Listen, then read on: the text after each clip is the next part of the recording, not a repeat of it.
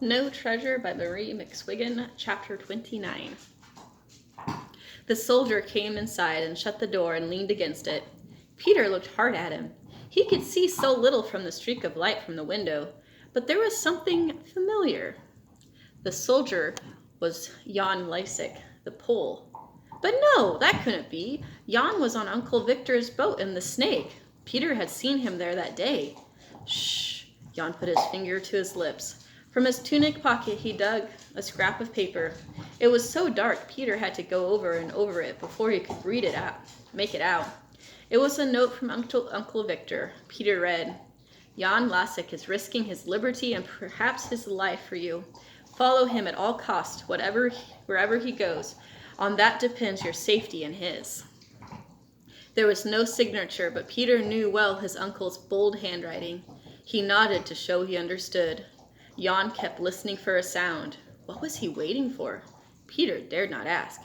From afar, Peter could make out a kind of din, a rattle like knives and forks, pans and mugs. When the rattle became much louder, Jan seemed satisfied. He looked out the door. He stepped outside and closed it.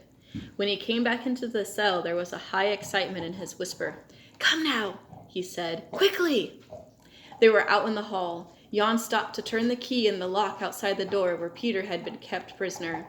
Into his pocket went the key. And now Peter could hear the tramp, tramp, tramp of boots. It came from a distant end of the barracks, but it grew noisier with each step. We'll have to run, Jan whispered. All the time the sound of the marching soldiers came closer. They seemed to be coming down a hall that would meet the corridor at right angles.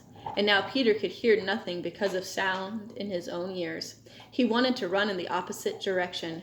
Why go this way, he wondered. We'll only run into them. The marching men must be nearing the corner, but Jan only kept going faster towards them. Uncle Victor said he was to follow Jan at all cost.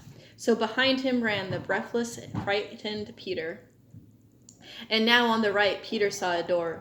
Through it, Jan pulled him. There was just time to close it softly. The Germans were turning the corner, as Peter could tell by the sound of their steps on the other side of the door. Peter fell into the wet snow of the beach. They were outside the barrack and, for the moment, safe. Jan flattened himself against the wall of the building, and Peter stood up beside him. The shadow of the barracks hid them. The rain was loud on the crusted snow. We're lucky the sentry was going up the beach, not down, Jan whispered. Otherwise he'd have seen the light when we opened the door. Peter felt a throbbing in his ears. He tried not to pant, but his breath was loud. Now there was another soft pod. More marching. Against the snow they could see a dark figure. It was the sentry returning. He walked up to a point on a line of the door, the very door over which he stood guard. He was not 10 feet away from where Jan and Peter were flattened against the wall. Slap, slap, slap. His heavy leather mittens thumped his shoulders. He changed his rifle from one side to the other and changed it back again. Then he turned and began goose-stepping back in the direction he had come. Jan tugged at Peter's sleeve. It was now or never, he seemed to say. Peter was not prepared for what happened next. Jan led him down the beach to the very edge of the fjord and then right into the water itself. The cold water bit his body. The breath left him.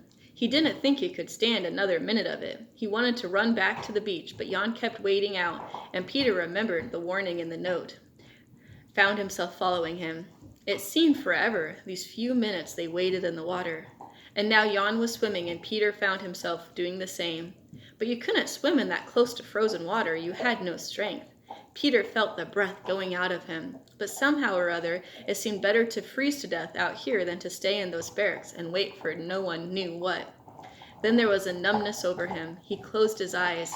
He must be dreaming, for nothing like this could happen in real life. A hand reached out and grabbed his arm, and he was pulled into a boat. Someone put a flask to his mouth and told him to drink, but the fiery stuff made him sputter, and it ran down over his chin. A heavy coat was put over him, and a pair of arms were cradling him. Rolls, Uncle Victor's mate, was holding him. There was another sodden mass on the bottom of the boat. It was Jan Lysick. Peter heard him say his name, but now he found he was beyond caring about anything. The boat, he knew.